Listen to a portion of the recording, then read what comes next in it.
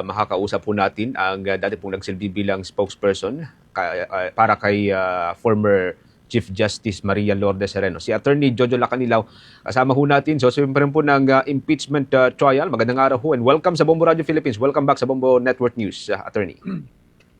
Magandang umaga. Salamat sa pag-imbita sa akin at magandang umaga sa lahat ng nanonood sa atin ngayon. Thank you so much for joining us, sir. Tayo po napapanood at napapakinggan sa ating 32 stations nationwide.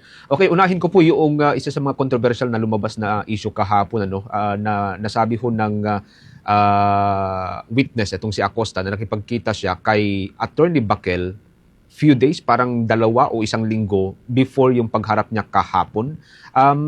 Anong take ho ninyo dito? And gaano ho ba ka-critical yung ganitong usapin, pagkikita ng witness ng isang panel doon sa abogado ng kabilang panel, sir?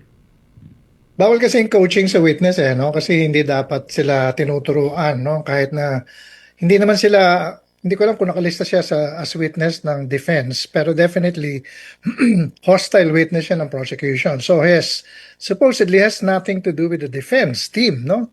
Kasi hindi naman yun yung magpe-present sa kanya. Kaya yung pag-meeting with Attorney Baquel, allegedly, sabi na kung totoo hindi, medyo questionable, no? Questionable yon at parang tinatamper mo yung witness kapag nakipag-meet ka dun sa kalaban at yung kalaban, tinuruan ka kung paano ka sasagot. So, yun ang medyo problematic doon at hindi naman yun criminal or anything like that, pero ethical question yun At pwedeng questionin kung yung ethics may na-violate ba sa ethics rules by talking to the witness and teaching her. Hindi natin alam kung paano mapuprove yun, kung paano sumagot sa mga prosecution questions. Gaano kalawak yung kapangyarihan po ng impeachment court sa ganitong kaso, sir? Pwede bang i-probe ito ng impeachment court kung ano yung napag-usapan sa pagitan ni na Attorney Baquel at Acosta? Pwede naman, kaya lang ano rin yun, tingin ko, no? Parang magiging waste of time, no? Kasi ibang issue na yun, no? It's about the ethics of the conduct ng defense, especially defense counsel na binanggit, no? Hindi natin alam kung sino pa yung na-meet niya. Pero sa akin parang waste of time yan Hahaba lalo at tatagal lalo at nakafocus naman tayo dun sa talagang testimony ng hostile witness na yon. At kung ano yung mga sinabi niya, nakatulong ba to o hindi nakatulong sa prosecution?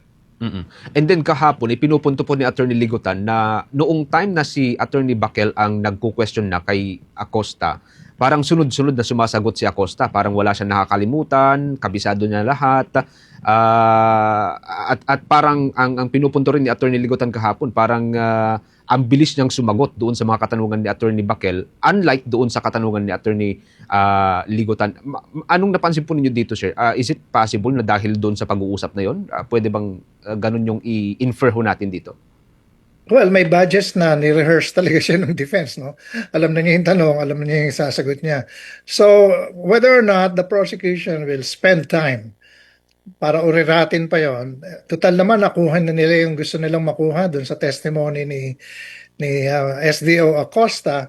Ako, hindi ko napapansinin masyado yon kasi napaamin naman nila no? Yung mga talagang dapat na gusto nilang paaminin kay SDO Acosta. Hindi naman kailangan on every point meron kang win. Nakuha na nila no? Nadiin na nila no? Na si BP Sara ang nagutos at nadiin na nila na talagang lahat ng pera binigay kay Mr. La Chica. Yung pa lang kasi violation na yun no? Violation na yun. Tsaka hindi naman to criminal case pa. So parang sa akin, substantive evidence yun ng betrayal of public trust na binigay mo we're talking about 600 million pesos. Napakalaki, 500 million, half a billion pesos. Binigay sa'yo, ikaw yung accountable officer, inutusan ka, ibigay sa hindi accountable officer. At tapos, gumawa ng mga kung ano-anong klaseng report at mga liquidation report ng pera na yon. So, hindi tama yung paggamit. According to COA, no? Hindi naman tayo nagsasabi na hindi tama. Yung COA mismo nagsabi, hindi tama yung paggamit. Kaya disallow. So, yun, substantive evidence na yun na hindi ginamit yung tama. Doon sa Article 2, no? Na betrayal of, sa Article 1, confidential funds, no? Betrayal of public trust. So, why focus on minor issues kung nakuha mo na yung gusto mo. Yes, dyan po sa puntong yan, attorney, ano, na babanggit niyo kanina na establish na nga yung rollout ng pera mula doon sa pagkaka-encash mula sa isang state-owned bank hanggang sa papunta kay La Chica. Ngayon, gusto kong tanungin yung sa experience ho ninyo sa litigation, kaya pa po bang i-counter ito ng defense team? Kasi kahapon doon sa press conference ni Attorney Powa, sabi niya, well, meron din naman kaming pang-counter, kaya abangan lamang ninyo yung magiging presentation din ng defense soon. Pero sa experience ho ninyo sa litigation, kaya pa bang i-counter itong na-establish na ng House panel, sir? Mahirap. Kasi recorded no? Tsaka inamin ni Acosta. Sino ngayon ang rebuttal witness ng defense? Palagay ko, kung tiniisip ko lang kahapon, kung akong prosecution, hindi ko natatawagin sila Chica eh. Kasi si La Chica most likely will be the rebuttal evidence ng defense. No? Siya mag-explain na itong nangyari at hindi mali yung nangyari. So, yun na lang ang nakikita kong possibility na i-present ng defense pero sa hirap ng sitwasyon ng defense, ng respondent dito, bubutasan din ng prosecution yung testimony nila Chica. Kasi mahirap explain yun no? Na kinuha mo yung pera, buong buo, hindi ka naman bonded, tapos ikaw yung gumastos. Tapos nung pagbabalik mo, ililiquidate mo, hindi ayos yung liquidation mo. At tapos tinanong ko ng SDO, bakit ganito? Sabi mo, hindi, tanggapin mo na lang yan kasi intelligence to eh. Mahirap paniwalaan yun ng tao. Dapat hindi maniwalang senator judge to na porque intelligence yung pinag-uusapan natin, hindi mo na ililiquidate ng maayos, hindi mo mapuprove kung sino yung pinagbigyan mo.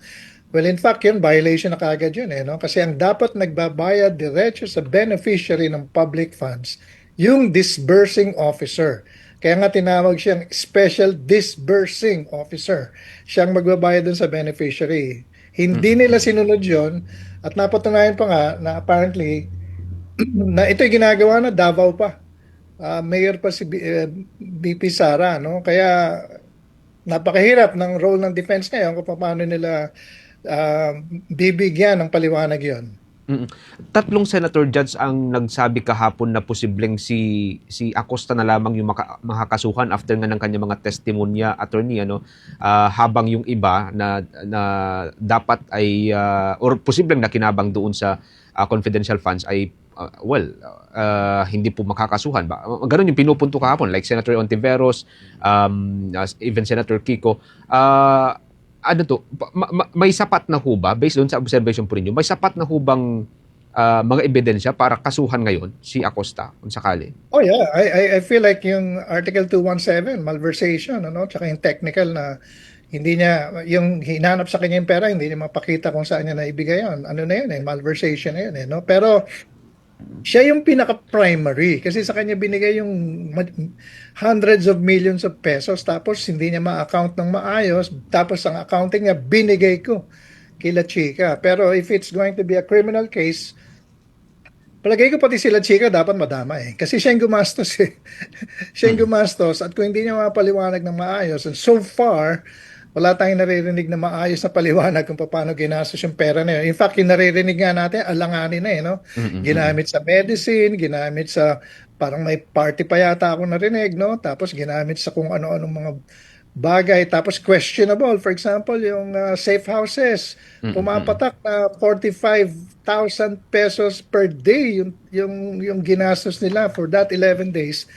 Maraming questions doon no? So yun lang, I think primarily, siyempre si Acosta, palagay ko hindi pwedeng hindi isama yung talagang binigyan ng pera at hindi maipaliwanag kung paano ito nagastos. So that should be Colonel La Chica. So both of them should be answerable. Tapos siyempre dahil ang boss nila si VP Sara, at some point madadamay din siya kung siya ay nagbigay ng authority to actually do what they did. Na from my point of view, hindi lang substantive evidence or impeachment, talagang may basis for criminal charges. One last point, attorney, nababanggit ninyo kanina na kung kayo sa prosecution, kahit hindi na ninyo ipatawag si Colonel La Chica. Pero ang tanong kahapon kay Attorney Powa, kung ipapatawag din ng defense si Colonel La Chica, sabi niya, hindi muna sila magsasabi, hindi muna na sasagutin. So kung sakali na hindi patawag ng prosecution ang naturang military officer at kinalaunan ipatawag po ng defense, hindi ba kaya magbubumerang sa House panel ito, attorney? Hindi naman, kasi mako-cross-examine naman nila eh, no? Kasi expected naman na yung testimony nila Chika, of course, will deny, will defend, will deflect, will say anything na masasabi niyang hindi totoo yung sinabi ni Acosta. No? Kasi may testimony si Acosta eh, no? So yun ang sasabihin niya doon. Alam na ng prosecution yan eh. Ako naman, bakit ko i-risk yun, no? I-risk yun sa cross-examination. Pag binilabas nila, doon na tayo maglalabanan sa cross-examination kasi bubutasan ko yung talagang testimony niya based on the testimony ni Acosta. So, hindi yun magbubumirang in that sense. No? Kaya ngayon, sa akin lang naman, pinag-aaralan ng prosecution yan, wala nang use kung lalabas ko pa sila Chika. Ang siguro lalabas ko pa si Fajarda, no? Yung isa pang SDO, para makumpleto yung kwento, hindi lang naman kasi si Colonel Lachica yung involved na military man, eh, no? Pati sa DepEd, merong military man, si Nolasco ba yung pangalan niya, na pinagbigyan din ng pera eksakto. So, siguro yun ang pwede nating makita at mahintay kasi mako-consolidate, eh, no? Yun ang trabaho, yun ang practice na ginagawa ni VP Sara as a leader, na hindi na siya dapat maging leader pa kasi binitray niya yung public trust. Ako, if I were the prosecution, that I'll do. Hindi na ako magwo-worry kay La Chica kasi madidiin na lang siya, hopefully, sa criminal case kung meron man na isasampa tungkol dito. Okay. Attorney, again, thank you so much for joining us sa Bombo Radio Philippines sa Bombo Network News. Ingat po kayo, Attorney. Thank you so much. Salamat. Ang dati pong nagsilbing spokesperson para kay former Chief Justice Maria Lourdes Sereno, si Attorney Jojo Lacanilaw, mga kabombo.